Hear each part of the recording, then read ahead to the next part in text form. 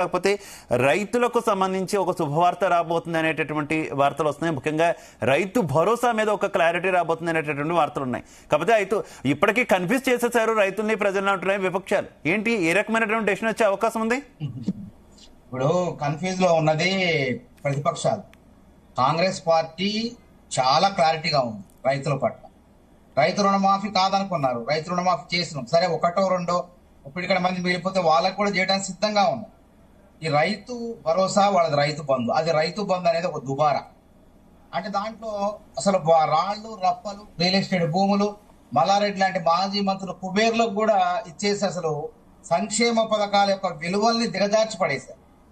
అసలు సంక్షేమ పథకం అంటే దాని అర్థాన్ని, నిర్వచనాన్నే మార్చేసింది బీఆర్ఎస్ పార్టీ. కాబట్టి కాంగ్రెస్ ప్రభుత్వం కూడా చాలా జాగ్రత్తగా అప్పుల ఊపిలో కూరుకుపోయిన రాష్ట్రాన్ని అమాంతం పైకి లేపేందుకు, అభివృద్ధి పదం నడిపేందుకు నిజమైనటువంటి లబ్ధిదారులు ఎవరున్నారు, వ్యవసాయదారులు ఎవరున్నారు అనే ఉద్దేశంతో వాళ్ళందరికీ రైతు భరోసా కార్యక్రమాన్ని ఇవ్వడానికి ఇలా కేబినెట్ సమావేశమైంది.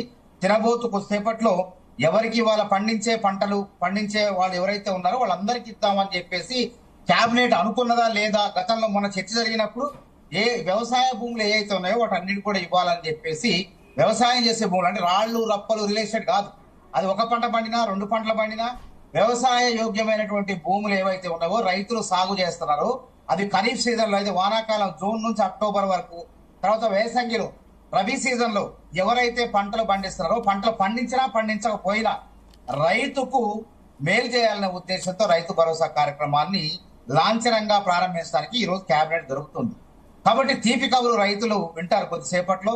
మరి అది ప్రారంభం కూడా దరఖాస్తులు తీసుకొని ఒకవేళ అది ఎవరిని వడపోసి, ఎవరైతే ఇందాక నేను చెప్పినట్టు జూబ్లీ హిల్స్, బంజారా హిల్స్ లో ఉన్న బడాబాబులు కాకుండా చిన్నకారు రైతులు, అది కూడా కటాఫ్ పెడతారా పెట్టరా అది కూడా ఇంకా మన క్లారిటీ లేదు. అది ఎట్లా, అది మనం ఇప్పుడే దరఖాస్తుల మెలికేంటి మానవతరాయ్ గారు? దరఖాస్తుల మెలికేంటి? ప్రభుత్వం దగ్గర రికార్డుల్లో లేదా ఏది పండించే భూమి, ఏది పంట భూమి కాదు, రియల్ ఎస్టేట్ ఏది కాదు, ప్రభుత్వం దగ్గర రికార్డులు లేవా? 1,66 లక్షల భూముల్లో అందులో దాదాపు 94,000 మంది కుబేర్లేని రైతులు ఉన్నారు. మిగతా వాళ్ళు 10 ఎకరాల పైన వాళ్ళు ఉన్నారు, మిగతా వాళ్ళు భూస్వాములు ఉన్నారు. కాబట్టి మనకి ఇక్కడ క్లారిటీ ఉంది, తెల్ల ఉంది. బీఆర్ఎస్ వాళ్ళు 66 లక్షల మందికి ఇచ్చారు. అందరికీ గంపగుత్తగా రాళ్లు రప్పలు రియల్ ఎస్టేట్ వెంచర్లకు కూడా పాపం ప్రజాధనాన్ని వాళ్ళకి దోచిపెట్టేశారు. అట్లా కాకుండా జాగ్రత్తలు తీసుకొని చక్కగా నిజమైనటువంటి రైతుకు లబ్ధి చేకూర్చే విధంగా కాంగ్రెస్ ప్రభుత్వం అడుగులు వేస్తుంది. దీనికి అందరి సహకారం ఉంటుంది.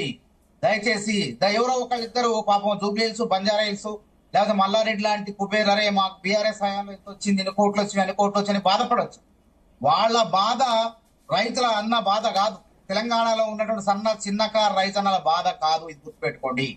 ఎందుకు అది ఇప్పుడు నేను చెప్పలేను. అది 10 ఎకరాలు కాదు, మొత్తం వ్యవసాయ యోగ్యమైన భూములందరికీ అన్నిటికీ 2 పంటలకు ఇస్తారు.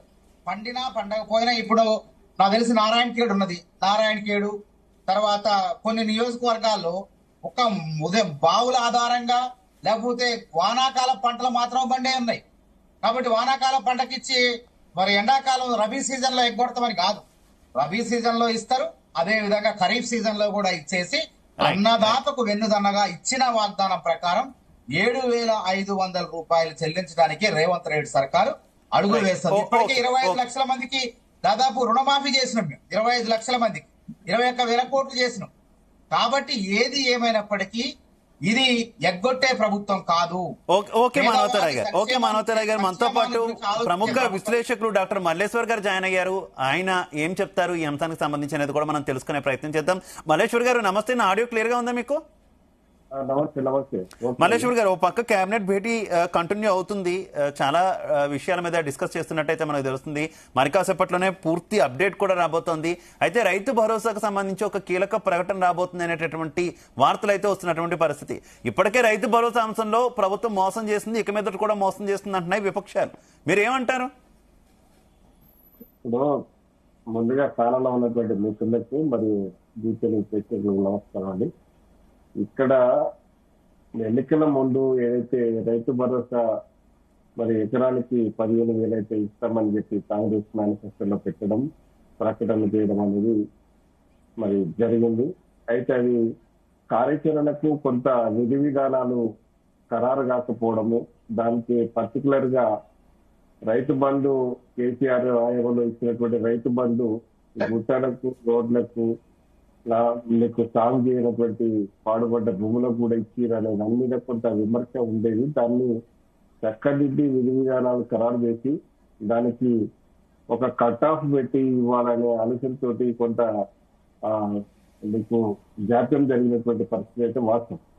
అందులో భాగంగానే మరి ఎలక్షన్ ముందు ఆగినటువంటి రైతు బంధుని కొంతకాలంలో మరి కొన్ని రోజులుగా అంటే అన్ని ఎకరాలకు కూడా ఇచ్చినటువంటి సందర్భాన్ని కూడా చూసినాం. కానీ అది కేసీఆర్ హయాంలో ఇచ్చినటువంటి ఎకరాకి 10,000 లెక్కనే వెంబడి ఇవ్వడం కూడా జరిగింది. అయితే ఇక్కడ మనం జరిగిందంతా కూడా ఏంటంటే ఇప్పుడు రైతు భరోసా ఖరారు విషయంలో ఎలాంటి నియమేషాలు లెక్క పెట్టాల్సినటువంటి అవసరం లేదు. ఎందుకంటే ప్రభుత్వం కూడా ఈ రైతు రుణమాఫీ మొత్తము చేయలేదని విపక్షాలు చెప్పినప్పటికీ అక్కడ 25 లక్షల మందికి మాత్రం రైతు రుణమాఫీ